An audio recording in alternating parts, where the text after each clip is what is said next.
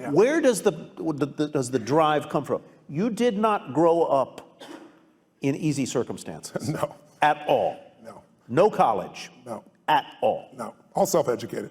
Self-educated, a household that was not easy. True. Is that part of the reason that you are as perseverant as you are, as optimistic as you are, as forceful as you are? That didn't create my optimism. No, it didn't create your optimism. But maybe it was a way to I think it developed moxie. My mother was a really good woman. I didn't talk about it when she was alive, and frankly, even if she passed, I didn't talk about it till one day I was sitting in front of a group of 30 kids that were abused by their parents, and I told them that, your biography is not your destiny, and you're not defined by what happened. But I could see in their eyes, a big, tall, white, rich guy, he doesn't understand. And so I told him the whole story. My mom beating me against the wall till my head bled, pouring liquid soap down my throat till I threw up. So I think in order to protect my younger brother and sister, I had to become a practical psychologist. That drove me, and I developed moxie to be able to deal with stuff. So that was the gift. If my mom had been the mother that I'd wanted to be, I wouldn't be the man I'm proud to be, I think. So that was the gift in it. But I think the drive part is falling in love with your customers. I love people. I've always loved people. And I hate suffering because I've suffered. And I love to light people up, and not just light them up, pump them up. I love to have them have a skill, have them a tool, have a system. When I do my boot camps each year for our business mastery programs, I guarantee everybody there on the day one, you'll have $1 million of value in your opinion, or we'll give you, keep all the stuff you got and we'll give you your money back. No one ever leaves, because I know how to add that value in the business for those people. So I think the drive is, the biggest mistake I think businesses make is many businesses are started by people that you built the product you love. And that may still be true for you. Like, you built this great jewelry, or you built this great software, or whatever skill set you have. But the problem is, the world changes so fast now. I mean, I'm old enough. Who remembers the Sony Walkman? Anybody ancient enough to remember that shit? That product lasted 20 years. Now a product like that won't even last a year, right? The competition is too high. So today, if you and I are gonna really succeed, you gotta fall in love with your ideal customer. Because look, I'm sure you know that right now the economy we have is looking pretty good, but it's gonna correct because we've done nothing since 2008 except print more money. And we didn't even print money, we put ones and zeros in computers. So there's gonna be some corrections, and when those happens, it's gonna shake people up. You need to fall in love with a client who's gonna do well with you even when the economy goes to hell. Think about it, Starbucks, I was sitting across from Howard Schultz and had a great conversation and said, what is he most proud of? And he said, he used to say starting Starbucks. Then he said, now it's surviving 2008. If they closed, I think it was 1,300 stores, if I remember correctly, for $2 coffee. So you need to get your ass ready for winter, because it's coming. And if you have got challenges now, but if you do well in winter, you'll dominate for the rest of the time. And the way you do well in winter is you fall in love with your ideal clients, and then you come up with the irresistible offer for them.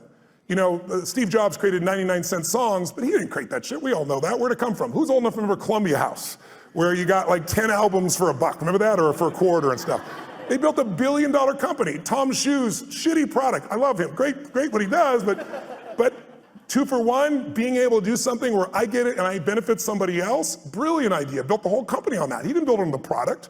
He built it on the mission, right? So you need an irresistible offer for the client who is ideal for you, and you want to fall in love with a client. Don't fall in love with your product or service, because those need to change. And if you fall in love with your product or service, somebody's going to beat you. They're going to be anticipating. I always tell businesses, there's 2 businesses you have to manage right now. You have to run the business you're in, because if you don't run that, your cash flow, your challenges are going to bite you.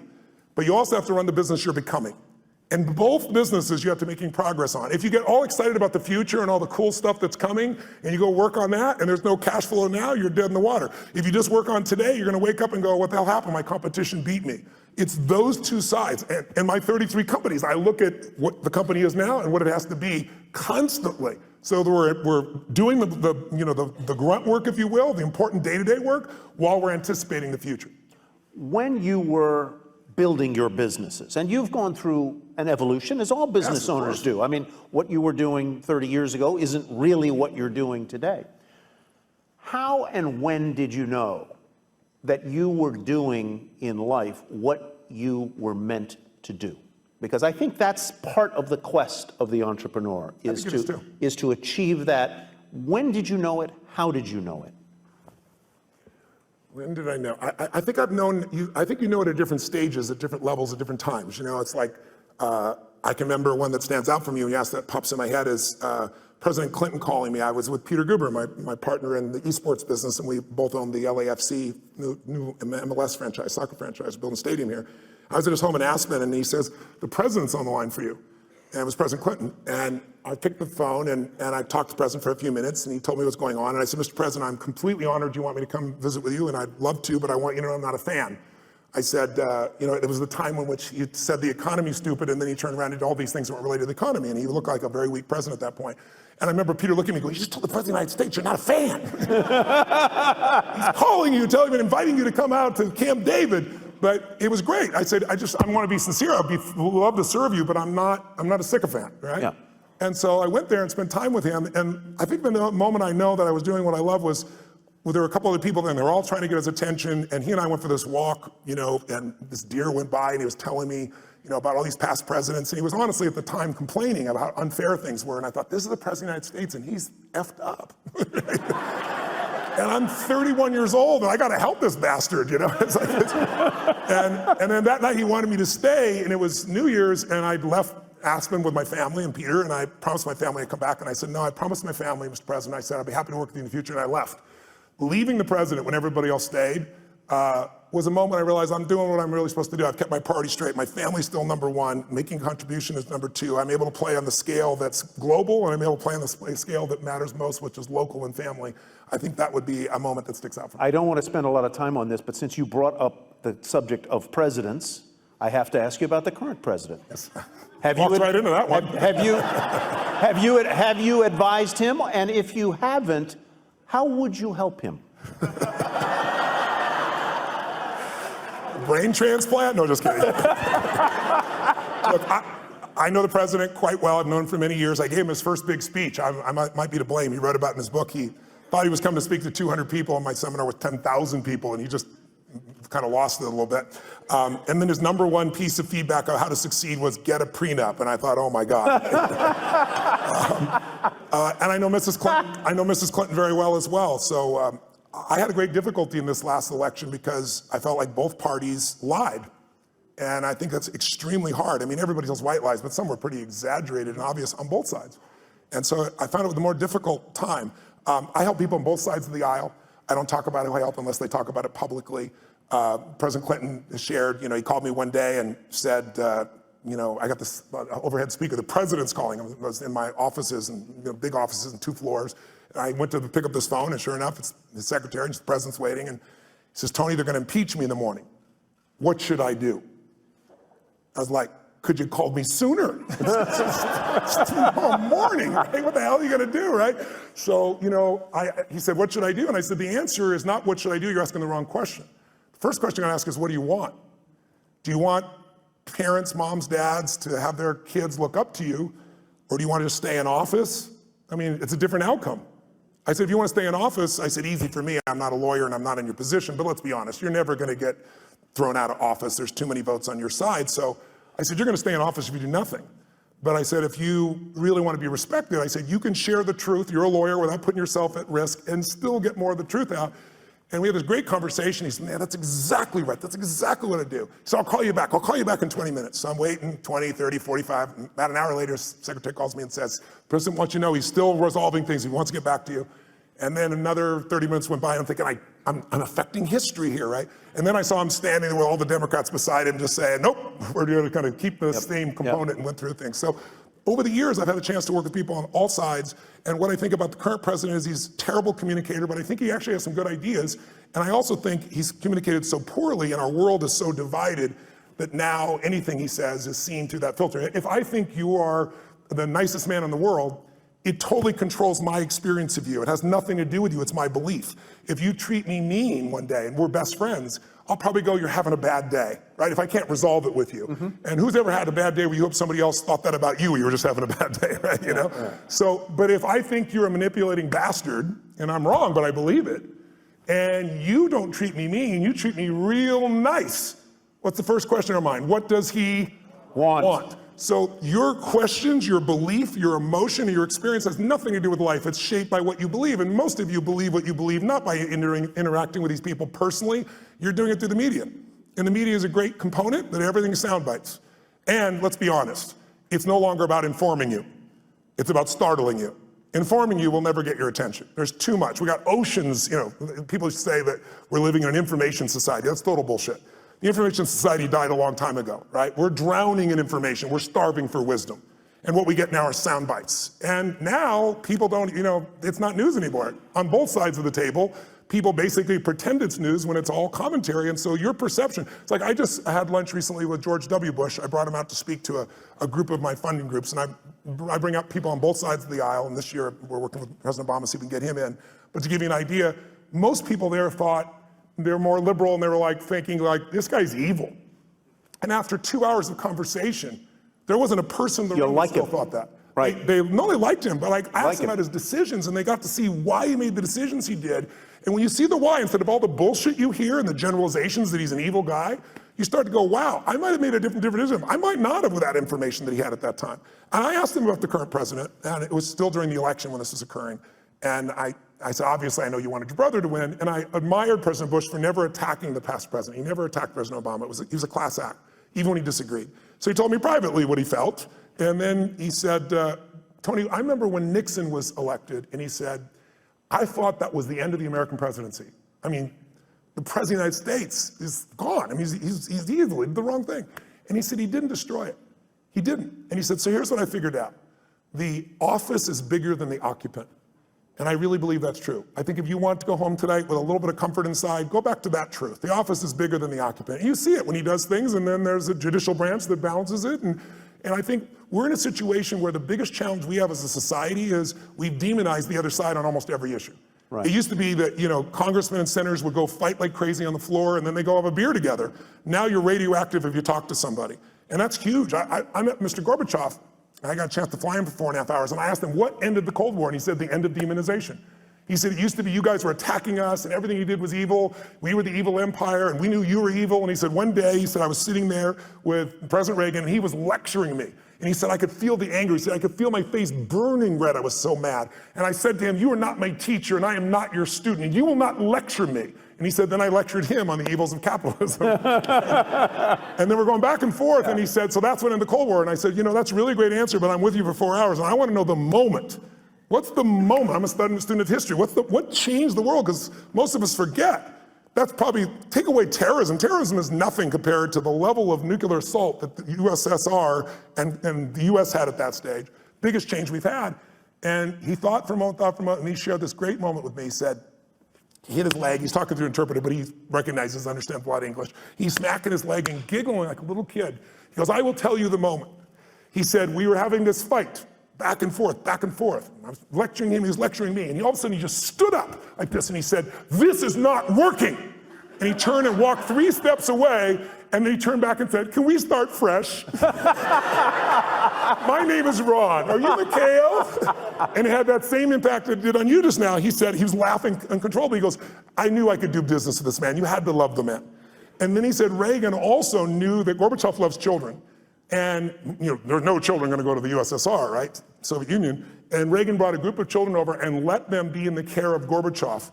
And he said it completely changed the game for him. So it was a moment, just a moment of breaking somebody's pattern. And that works in an intimate relationship, it works in a business challenge, but it also works on the scale of society and history. I want to go to audience questions, and I hope you all have sent some to the Iconic Tour hashtag. I'll go to those in just a sec. But from politics back to entrepreneurialism and entrepreneurship, you've built businesses, you've faced business challenges, you have talked to people like the people in this room, entrepreneurs. What do they ask you most, and what do you tell them? Time. Time seems to be the largest issue. How many of you have time issues in running your business, having to have a life and your time? Can I see a show of hands out there who feels like that's there? So you can see it's about 90% of this room, right? And some people are just too tired to raise their hand. But the issue of time is not the real issue. The real issue is that they're operating as an operator, not an owner. And so what I start to do in the beginning, you have to do both, right? But what I start to do is show them how you have to be able to break off and get other people to do things. But more importantly, I teach people, I do a 5-day boot camp, I call Business Mastery, a couple times a year. And we bring in businesses from all over the world, literally. And we have people just starting a business, and we have people with, businesses that are doing $1 billion, $2 billion, $3 billion.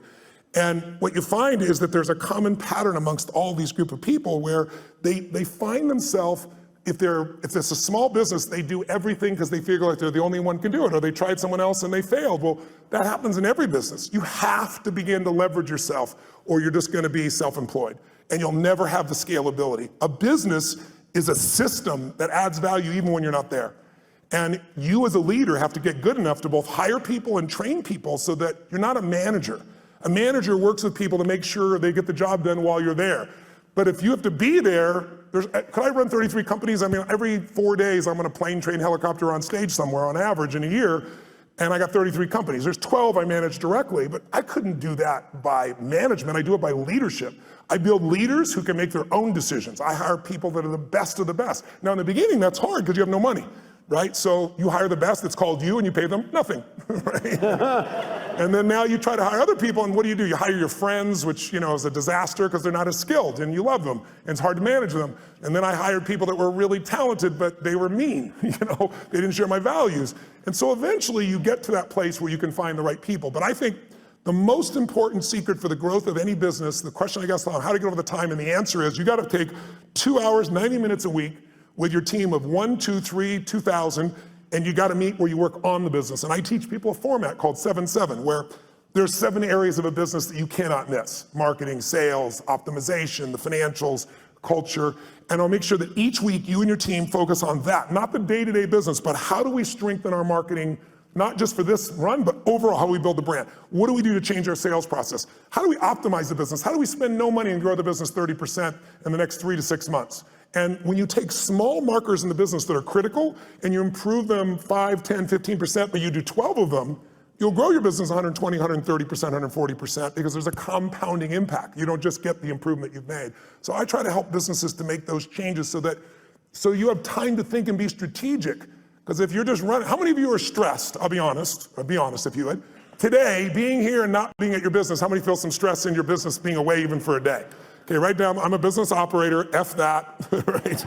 I'm gonna become a business owner, you gotta be. Yeah. Let's go to a question from the audience. What would the 30-year-old version of yourself say to you today with conviction and be flat wrong about? Let's see. What would the 30-year-old Tony Robbins say to you today? Well, first of all, he's dead, so he's not gonna say shit today. I buried him a long time ago, because I'm 57. I would say the 30-year-old would say, this is what we're gonna do this year, and it would be these huge numbers. And I developed a principle around the time I was 30, which is most of us overestimate what we're gonna do in a year, and we underestimate what we're gonna do in a decade. And a decade happens that fast. You'll blink your eyes and the decade will be here. That is a great point. I really, truly, everything I do is long term. I think it's the biggest challenge we have in corporate America is everybody's looking at the next quarter. Instead of the best business people, the Mark Benioffs, the Steve Wynn's, the Peter Gubers, the people that I hang with, they all are decade-long people. When I was 14, I said, this is how my life's gonna. I said in my 20s, I'm gonna help. I wanna have the skill to help anyone change their life. If I'm committed and they're committed, it's gonna be done. I'll have the ability. So I got to build to that, which I did. And then I said, in my 30s, at 14, I said, I'll do that with groups of people instead of one-on-one. And then in my 40s, I'll do it with big groups. In my 50s, I'll do it with companies. In my 60s, I'll either do it in government as a servant there or in a religious context, because I'm a spiritual person, but I don't tell people what to believe religiously. But at that point, I've lived long enough, maybe I will. Conlon's question, if mindset is the key or a key, how do you shift your mindset? I was going to ask a question that's related to that, and that is, you're now, well, you'd say you're top of the world, but you're a confident guy. What do you do? What do you do when you have self-doubt? And that's sort of, how do you shift your mindset? How do you deal with self-doubt? I don't have a lot of it at this stage, but I... Shocking! I'm being honest, right? But I think self-doubt is, instead of self-doubt, I would say questioning. I think it's critical to question, but at certain stages. If you're questioning all the time, you have nothing but fear and doubt, right?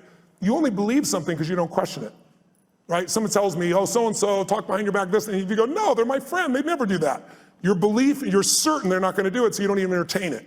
But if 2 or 3 people tell you that and they go, wow, could John really be doing this behind my back? And you start questioning it. Have you ever done that? You've been upset with somebody, you confront them, and then you find out it's all bullshit, they didn't do anything wrong, and you feel like an idiot? So for me, I think there's a time to question.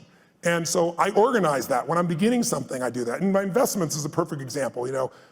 If you look at somebody, like Richard Branson, for example. Richard is this giant risk taker, right? But he's got one question. He questions within himself and everyone else. How are we gonna protect the downside? It's his number one question. You never believe it, because the guy risks his life. When it comes to investments in business, he doesn't risk anything. He told me when he was building Virgin, he's taking on British Airlines, and it's a giant outlay of capital. I mean, this could literally bankrupt him, and everybody said it would. So he said, okay, how to protect the downside. And he negotiated with Boeing for a year and a half and convinced them that if he went out of business, if he was wrong and lost his business in the first 2 years, he could give back all the jets and have no liability whatsoever. So his whole focus is asymmetrical risk reward. How do I take the least risk with the most upside? If I was gonna say anything to entrepreneurs in this room, the illusion that you've been taught is that great entrepreneurs take giant risks. It's total bullshit. There are some exceptions that have, and they've gotten lucky. But if you look at the ones that consistently succeed, they know the upside will take care of itself. They focus on how to protect the downside, and they take risk where they know I'm taking a limited risk for an unlimited upside. So if I'm wrong, I'm still okay. I work with Paul Tudor Jones, one of the top 10 traders in the history of the world. And Paul, I've worked with him, I've coached him now for 24 years. He hasn't lost money in those 24 years on his own personal trading. And during that time, I've learned so much from him. And the biggest thing I learned from him was this asymmetrical risk reward, that when he risks $1, he wants to be certain he's gonna make 5 where he doesn't risk the $1. See, most people risk $1 to make 10% or 20%. You won't do that. If you do that, you're gonna go broke. Because here's what happens. You risk $1 to try to make 5 and you're wrong. Risk another $1, and if you win, you still win big. 5 where he doesn't risk the $1. See, most people risk $1 to make 10% or 20%. You won't do that. If you do that, you're gonna go broke. Because here's what happens. You risk $1 to try to make 5 and you're wrong. Risk another $1, and if you win, you still win big. You can be wrong 4 out of 5 times and still break even. That's how the best in the world do it. They don't do it by taking these gigantic risks where everything's on the line, and if it doesn't go perfectly, you're out of business. That's why most businesses go out. You wanna think of asymmetrical risk reward.